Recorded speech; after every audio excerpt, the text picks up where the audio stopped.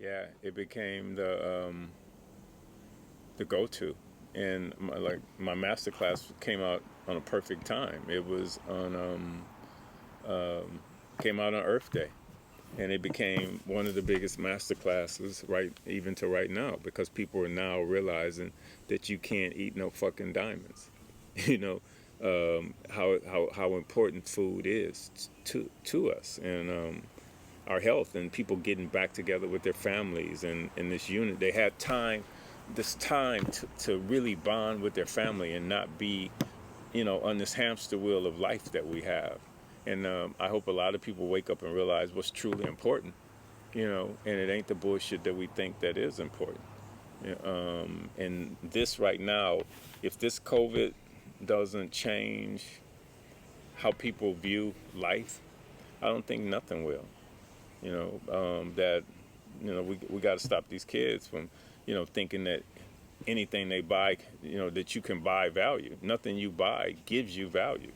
We got kids killing each other over some damn tennis shoes or a jacket or a watch, and thinking that gives them value. It gives you nothing. If you don't figure you have value, you never will.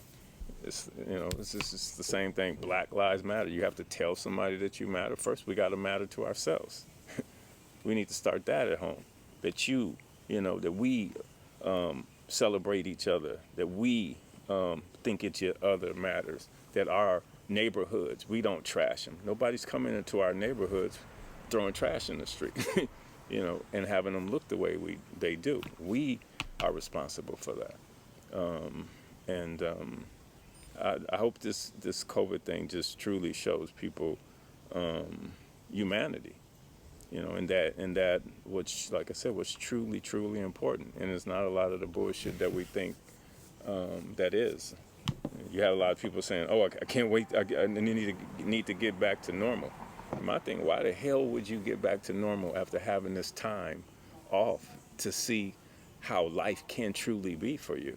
That you can design the life that you want to live, not this bullshit that's been designed for you. Do part masterclass part do. Yeah. The sequel continues. I mean, yeah, we just got a notice that they were allowed to show the master classes in prisons, men's and women's prisons, and the first one they're starting with is my master class. So I'm going to be inspiring people who are locked up. And it's funny because it's already happened. The last year that we did DaFUnction, there was two guys there. Two different times. I meet a guy that came there especially to meet me, and he had just got out of prison, and got a job, and just wanted to, told me that what I did inspired him and got him through. He said, I looked at you every day, and I said, I want to be this guy when I get out of prison. So we're standing there, and then another guy comes up, and he says, "Yo, man, I want. You don't know how many people that you're inspiring inside." He said, they asked me, I got early release, and I told them that I want to be released to my neighborhood so I can fix what I fucked up. Because a lot of things the OGs told me was self-serving. And as a kid, you don't realize that. And he said, I want to fix what the detriment that I did to my community. And he said, and I think that starts with doing what you're doing. So he said, I came all the way over here just to meet you and tell you that. And these guys, I have my sunglasses and I'm crying.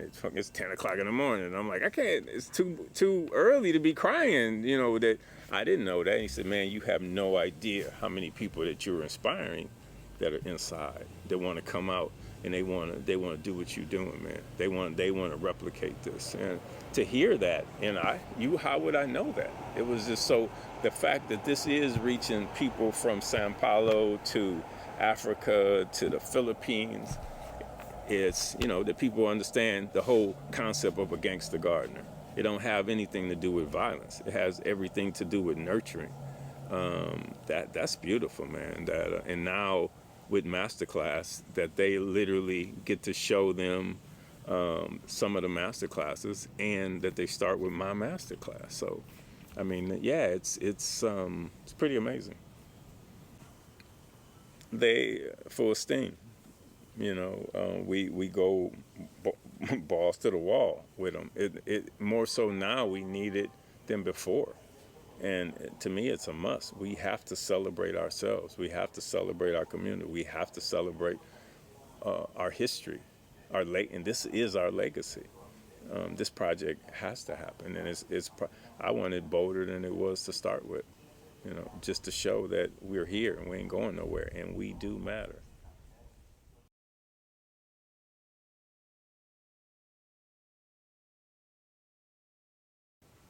I mean, great, excellent. It makes me feel like I've accomplished something major. I'm 3 for 3, with none of the bullshit. That because they were raised with a simple thing: operate from happy. Shit don't make you happy, don't do it. And the fact that you have your seed, your offspring, your sons doing what makes them happy, what else could you ask for? I mean, that's, how many people are out here working, doing jobs, and they're miserable, and the jobs are making them sick, and they don't even realize it, and they're doing it only for a paycheck, and I think what you do should make you happy. Like with you, people can see how the pride that you take into what you do, that you want to put out. I'm putting out some badass product.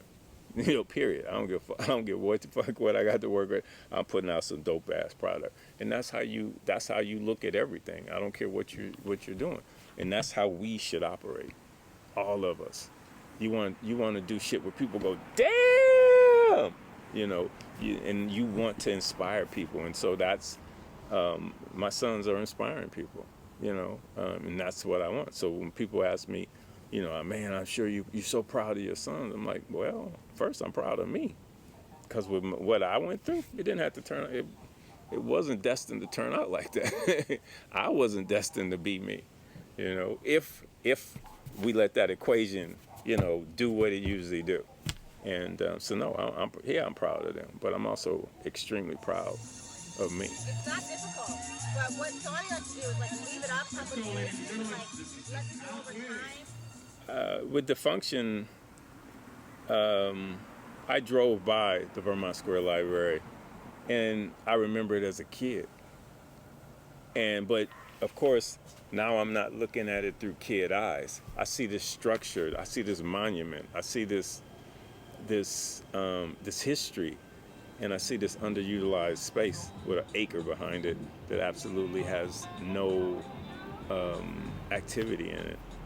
And it's what I loved about it, Leroy, is that it's inside the neighborhood. It's not on a corner, on a boulevard. It's like you literally have to come inside the neighborhood to see this jewel that one of the it's Andrew Carnegie, it's one of his libraries that he put up.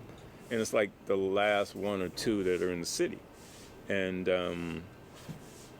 I thought, it started off as me wanting to put gardens in there. I wanted people to have, in a community, to have gardens in there where they could do food, they could do flowers, they could sell their stuff, they can trade their stuff. Because it started off with the idea of getting a container and turning it into a cafe and putting it on that property. Because as you know, there's nothing to eat around there. So I figured you got the knowledge in the library. You come out, you have a nice meal in the cafe. That's this container, and then people have their gardens there. They can grow. Now you're building community because everybody knows everybody, and that's what it started. We're dealing with the city that didn't, that took a while. It didn't happen. And I said, I'm still doing something here. And so that's where DaFUnction came from. And DaFUnction is basically but it's like duh. It's the hood, duh, fun. That's fun is in capital letters. And then we function. We function as people, as humans. And that's what it's about. That's where the activities come in from, shit, what we have, 50-year-old women doing double dutch for the first time in 30 years and shit, and circus training and Zumba and, dancing and live painting, everything, man. So yeah, so branching together and then wraps the yarn around. And we had major artists doing workshops with the kids, you know, from spray painting to you know, lettering, and that's part of making jewelry, making your own, you know, body scrubs, and all of this was free. And you know, learning how to stilt walk, learning how to walk a balance beam, and Tug of war was fun. yeah. That tug of war was serious, man. Hey, You don't wanna lose either. No, you know, we can't lose. You go hard or you go home, you know, or you fall in the pit. No, I wouldn't lose it, you know. Man. But it's that, man, and that's community building, and it's fun, and you know, to have a kid on a pottery wheel, they've never seen a pottery wheel, you know, in their life. So it's the Mosaic Mafia, where you can trash the treasures, and that's the whole thing about what I'm doing. It's like there is no trash. There's only art waiting to happen. You know, we take pallets and make them into Adirondack chairs. Where there's a bus that we bring. You can do woodwork. We hang hammocks. You know, we've done things with the artist JR. You know, Inside Out project, where all of a sudden we blow people from the neighborhood. We blow their pictures up to, you know, big as hell. VJR, yeah. So it's stuff like that, man. You know, the bottom line is, if you can see more, you're able to do more. You're able to dream bigger, rather than, you know, having somebody, I don't dream. It's like, no, it's everything in life, I think, is exposure. You know, to see really what's happening, instead of just on your block between those two streets. You know, we got to expand our vision, and that's what DaFUnction was about. Is just bringing in these artists where, you know, people, okay, this is how you make a body scrub, you know, this is how you make jewelry, this is how you make string art, this is how you plant a garden, which is a big part of it, but it's not the biggest part. The biggest part is communicating. But I remember one year somebody said, "Ron, look at this. What do you notice?" And I'm like, "That's people having fun." He says, "No, what do you notice?" I said, "I don't know what." He says, "Nobody's on their cell phone." So, man, you have 1,000 people and nobody's on their cell phone, because you can't make a body scrub and be on your cell phone. You can't spin a pottery wheel and be on your cell phone, or make mosaics, you know, or do live painting. So it's that. And to me, that alone made DaFUnction a success. The fact that we got people out there communicating and having fun with each other from all parts of Los Angeles. And look at the hummingbird. You see it? You missed. Right there? Yeah. So that's one of the reasons this is my office. So I'm getting dragonflies, hummingbirds, monarchs. Yeah, in bed. And the damn mosquitoes, huh? Stuff I like tearing up the bars, man. What the hell? The hell with the garbage. But and you can't see them. They're so sneaky. Yeah, I see one got me right here. I can see the mark. I can just feel it. Yeah, but yeah, man, it's about that. It's about humanity with me. It's about community. Even the food thing is not about food. That's about you. That's about freedom. You know, let's show people how to be free from oppressive societies. Let's show people how to be self-regenerative, self-sustaining. You know, by growing their own food, by making their own products, by trading, by seeing that we as human beings have an intrinsic value, period. Nothing you can buy gives you value. And that's what these kids need to know. You know, you already have value, period. Own it. So where do we go? We trying to get back to the function. We're trying to get back outside. Well, and it's fun. That's what DaFUnction was anti-COVID. You know, it was the total opposite of isolation. The function was to get out and be amongst your community, your people, and to have fun with them, and to dance, and to hug, and to, you know, like you tug of war with each other. You know, it was about community. It was about, you know, getting together and just having fun together, period. And realizing that we all bleed the same blood. We all breathe the same air. We all drink the same water. You know, that's what DaFUnction's about.